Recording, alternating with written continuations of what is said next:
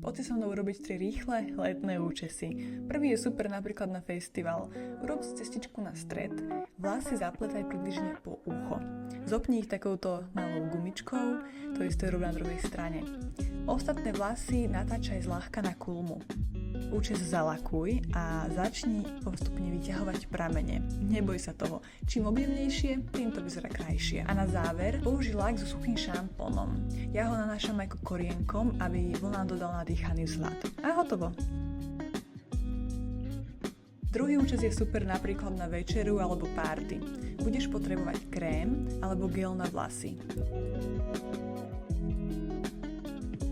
Postupne ho nanášaj do vlasov a vlasy začesávaj hrebeňom smerom dozadu. Nie je to vôbec náročné. Tento účes máš hotový za chvíľku a výsledný efekt je vždy wow. Posledný účes je super